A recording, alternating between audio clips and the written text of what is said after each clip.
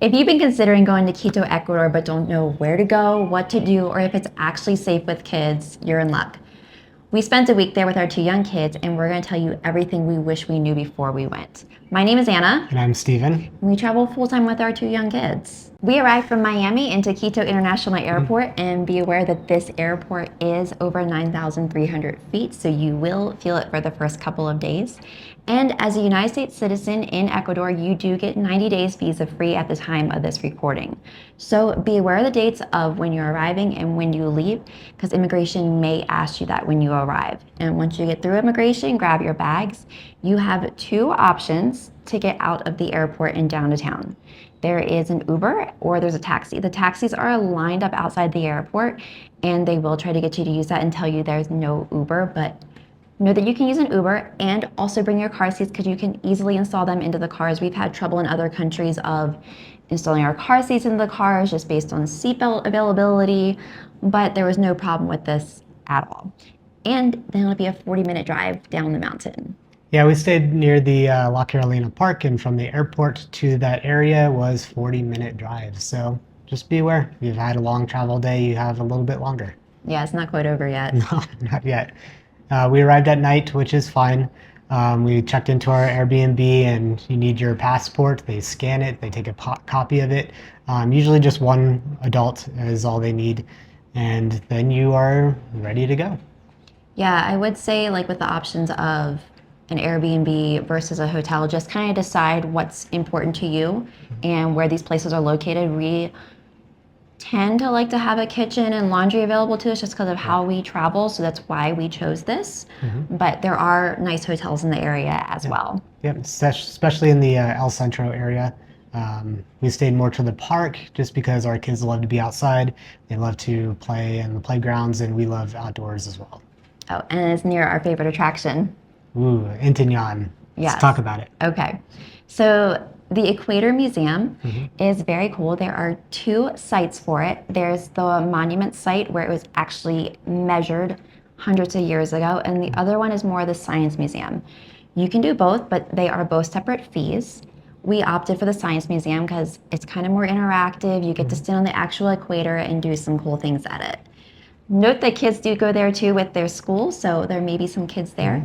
You can get an English guide in case your Spanish is not that good, which ours isn't wonderful. But that wasn't a problem. We walked in, we got a ticket while we were there. We paid... It was $5 for adults. Our oldest child was $2.50, and our youngest child was free. Oh, and then what's the currency? US dollar currency, so they take US dollars here. So. Yeah, so you don't have to worry about exchanging any of your cash if you're coming from the United States. Do know that there is no $1 bills that we have come across in all of our travels here in Ecuador. I think if they had it, it may disintegrate based on how much they exchange the dollar back and forth.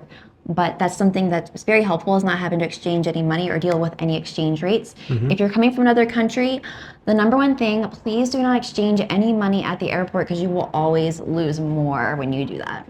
Yeah, and try to, if you're from the United States, try to use a no international transaction fee card. It's a big help. We use one for ourselves, and also don't let the ATM do your exchange rate for you. Yeah, that's important. So our kids did enjoy the museum. It's the Intignon Museum. They walk you around through different areas of it. One of the cool activities there that we got to do was balancing an egg on a nail, which you can do.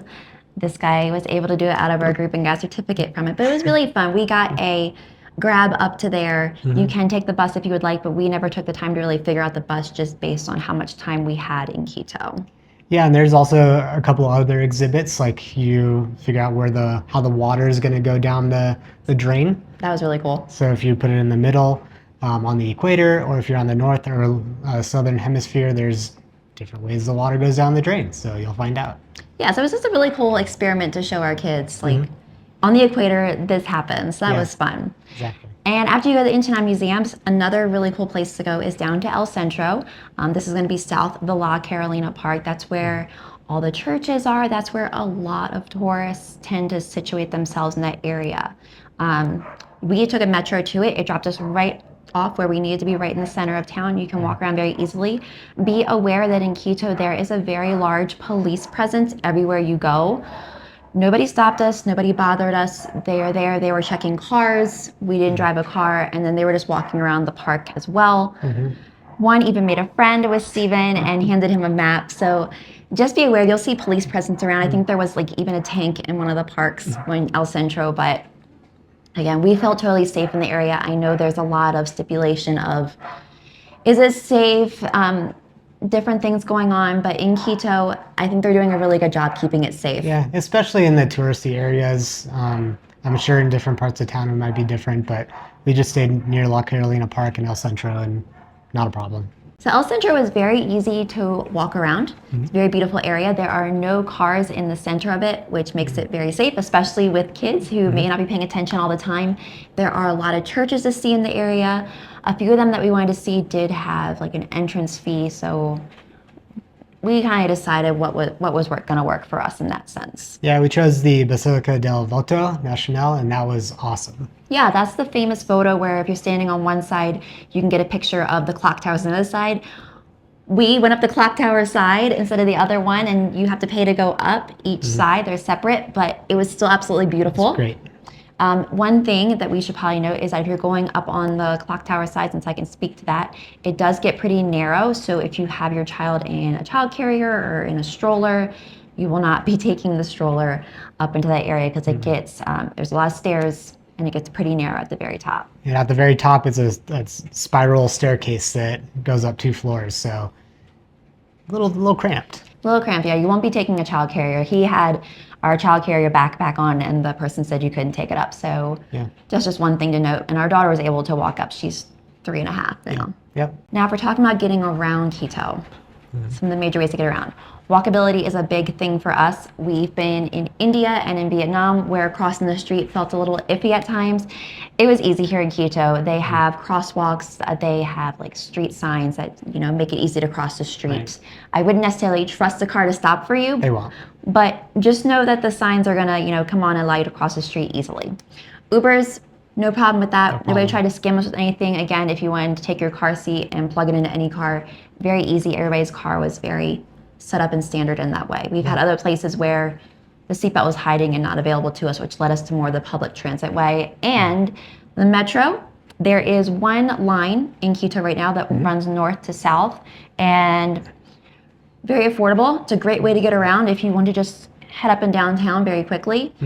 If it's safe, there's guards on the bottom there watching to make sure that you don't get too close to the metro rail. They say if you are riding on the metro, always make sure that if it's a lot of people on it, have your backpack on the front of you just for any pickpocketing in general. Yeah, when we were there, it wasn't too busy on the metro anywhere. You had your space to yourself for the most part. But yeah, I'm sure it gets busy at different times of the day. In terms of food and water safety, that's another major thing, especially since we have kids. The water is not drinkable in Ecuador in general. You need to have bottled water. So go ahead and buy that from the store. Don't drink from the tap. Don't drink in the shower, anything like that. Also, when we're brushing our teeth, we tend to avoid using the water from the tap as well. Yeah. We also get a produce cleaner from the store. We spray our vegetables and fruits with it and keep that safe as well. Yeah, those are the biggest things. So where did we get our coffee from? We ended up going to the cafe lab, only because I saw online you can actually, it looks like a science experiment there, which is really cool. Steven got his face printed in his coffee, which is pretty neat. They also had really good food for the kids since they don't drink coffee. And then I also found the Cafe Mosaico, which has beautiful, like sweeping views of the city. It looks like it's a big hopping nighttime place, but we went there earlier in the day, had the place to ourselves, got coffee, the kids got a burger, and I think it was great. Yeah, great experience. Definitely like beautiful overviews. Yeah, took an Uber to that one, and we were able to walk to Cafe Lab. So if you are there in Quito on a weekend, specifically Sunday, definitely check out La Carolina Park. That is a pop-in place. There's artisanal shops, there's street food, there's people out playing every sport you can imagine. People are just everywhere, just having a good time, being outside. It is a wonderful place to be on a Sunday. Yeah, it's easy to walk up and down the entire space too. It looks kind of large on a map, but we walked the entire length of it. There's like set up carnivals there. They had food stations, people working out. Just a nice place to see the community and culture hang out together if that's really your vibe. Yeah, and it was just simple with the kids. They can do whatever they want, see whatever they want, and we had our outdoor space, and Yeah. Everybody there was just so kind to us, and I think one major thing we should probably mention is the fact that you're on the equator and the weather. it gets intense. The intensity of the sun. If there's no clouds, you feel it. Yeah, the area definitely goes from being chilly and wearing layers in the morning to as soon as the sun comes out, you're going to be taking it off because it gets very hot very quickly as soon as the sun comes out. So make sure you bring your sunscreen, apply it even if the sun doesn't feel like it's out, because you are so much closer to the sun when you are here. And yeah, he got enough sunburns for all of us. So if you got value out of this and you really enjoyed it, make sure you subscribe because we have a new place coming up in our next video that I'm sure all of you are going to love as much as we did.